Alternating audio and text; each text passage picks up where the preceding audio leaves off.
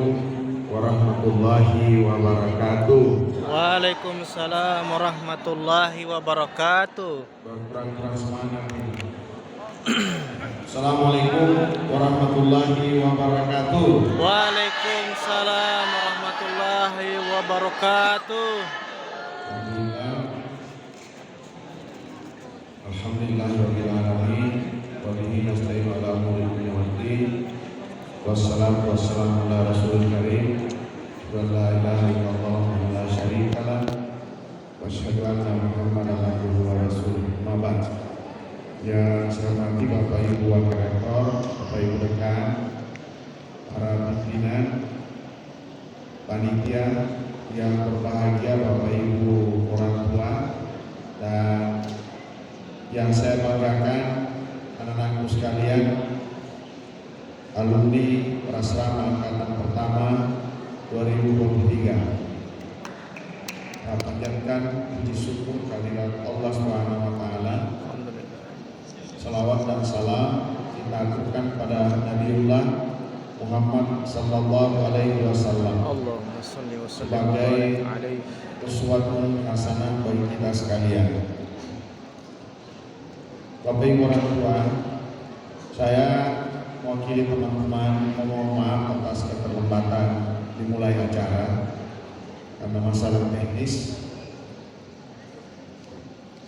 Kemudian mohon maaf juga yang harusnya semalam sesuai undangan, tapi karena ada debat calon presiden sehingga minta untuk diundur. Ya, kenapa? Debat itu penting, terutama bagi akademisi, bagi mahasiswa, bagi kita semua, agar bisa memilih pemimpin yang betul-betul kita tahu kualitasnya. Sehingga saya minta diundur malam ini. Karena itu saya mohon maaf yang sebesar-besarnya.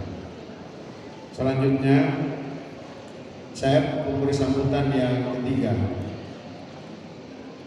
Mudah-mudahan tidak double sehingga saya mengalihkan saja sedikit.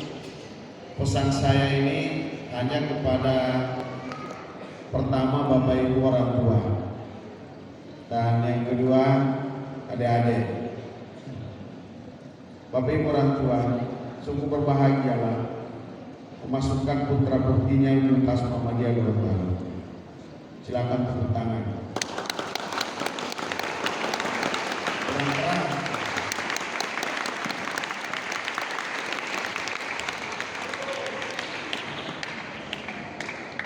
Kenapa? Karena apa yang saya janjikan kepada Bapak Ibu sekalian, sesuai dengan tagline kuliah di UGO itu imannya kuat, ilmunya tinggi, akhlaknya baik,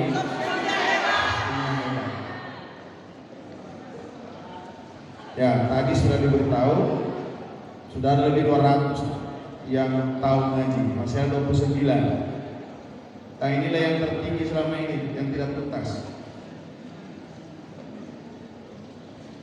Saya membayangkan, mohon maaf saya minta izin mengambil waktu sedikit untuk menjelaskan kenapa harus itu disebut iman yang tinggi dan harus nomor 1.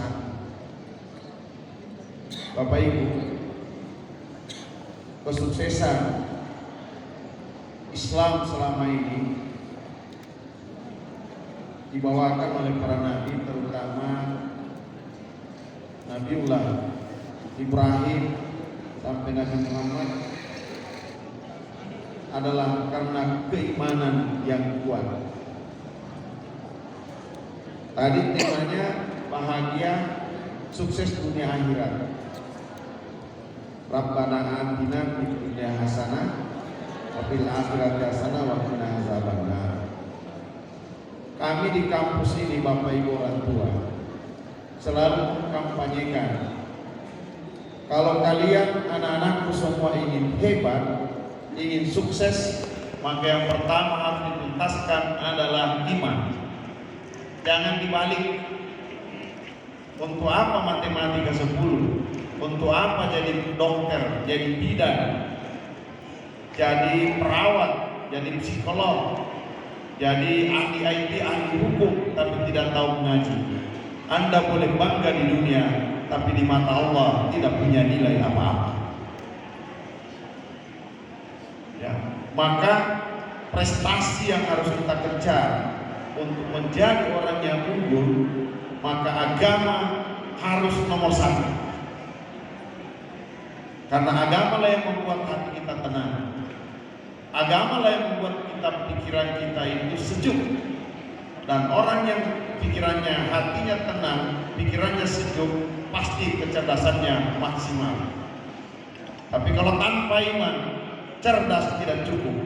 Karena kalau kecerdasan tidak punya iman, bisa cerdas untuk jadi koruptor dan sebagainya.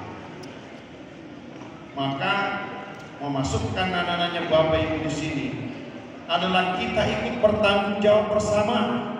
Ku ampusakum wa ahlikum. Nah, jagalah diri dan keluargamu dari api neraka.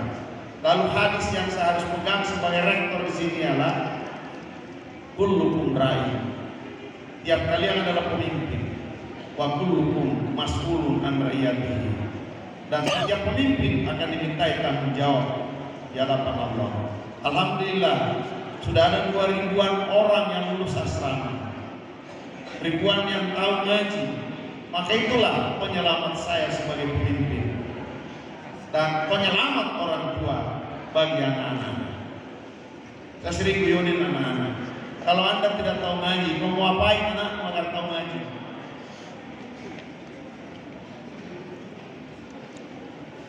Itu masalah iman.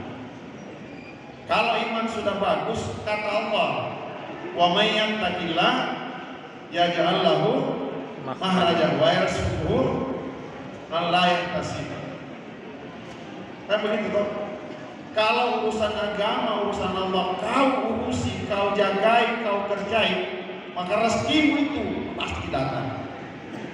Baik yang disengaja maupun yang tidak disangka-sangka. Maka res menjadi orang hebat Bapak Ibu sekalian, menjadi orang unggul atau orang sukses, kita tanamkan kepada anak-anak di sini selama 4 bulan. Ayo sholat berjamaah, ayo puasa Senin Kamis, ayo tahajudan, ayo bangun silaturahim antara satu dengan yang lain. Karena itu semua adalah potensi-potensi yang disebut dengan soft skill. Nah, malam ini bukan lagi soft skill saja, tapi akan ditampilkan hard skill. Ya, bagaimana apa yang anak-anak dapatkan selama di sini jangan sampai dikira cuma agama. Nah, terakhir sampaikan Bapak Ibu terkait dengan asrama ini tidak sama dengan pesantren, beda sekali. Jadi ini adalah program dan Bapak Ibu ada tadi 29 orang yang tidak tuntas, maka itu harus tuntas sesuai waktu yang ditetapkan. Karena tidak, sampai selesai semester ini, kalau dia tidak lulus, bahaya 20 SKS kurikulum merdeka itu. Maka saya minta orang tua untuk menghilaskan anaknya, diberi motivasi agar dia bisa menyelesaikan sampai pemasukan nilai. Ya, karena ini mata kuliah didesain dengan program kurikulum merdeka berasrama setara 20 SKS. Maka yang tidak masuk, ya mohon maaf, dimasukkan itu per satu kelas. Tidak boleh pilihan-pilihan. Misalnya saya mau pertama mau kedua, tidak. Ditentukan program studinya dan program studi itu harus masuk semua. Kalau tidak dia tidak bisa kuliah. Ada 20 SKS ada di sini. Ya, termasuk agama, Pancasila, kewarganegaraan, bahasa Indonesia, bahasa Arab, bahasa Inggris masuk di sini, kewirausahaan. Ya, dan pendidikan agama.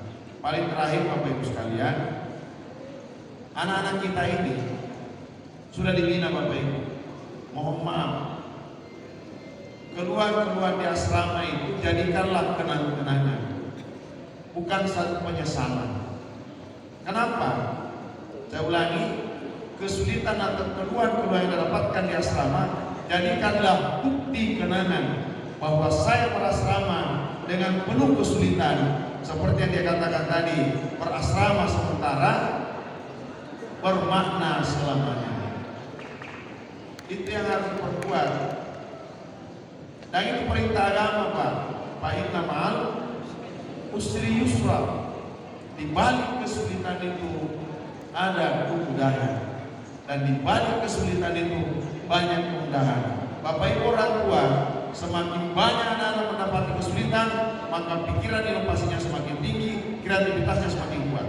Tapi kalau anak-anak tidak pernah mengalami kesulitan, untuk itu inovasi, untuk kreativitas. Maka kita sengaja di sini membuat bagaimana anak-anak itu supaya bangkit pikiran-pikirannya. Oleh karena itu saya mengajak kepada anak-anak sekalian, 4 bulan itu sangat singkat. Dan saya tegaskan, mulai dari masuk asrama hari pertama sampai malam ini, maka Anda mencapai kilometer 100. Tahap 1. Besok kembali kilometer 0. Untuk mencapai apa yang Anda butuhkan, meraih masa depan Anda dengan iman kita kuat, dengan iman yang kuat, ilmunya tinggi, akhlaknya baik, substitutnya hebat. Maka besok kembali menghitung 0 km. Ya, untuk mencapai sampai kapan itu Anda sendiri yang menentukan. Ya. Nah, inilah barangkali yang saya sampaikan, karena kita akan tampilkan karya-karya dari anak-anak yang lebih dominan untuk kita saksikan pada malam ini. Mudah-mudahan terima kasih kepada para pembina, muslim-muslimah, para pimpinan. Mari kita ngajak keluarga kita, saudara-saudara kita yang ingin kuliah termasuk kedokteran. Ya, kalau kedokteran itu wajib berasrama 1 tahun. Ya, 1 tahun. Kalau bapaknya anaknya kan 4 bulan, Pak. Tapi kedokteran itu sudah diberitahu 1 tahun.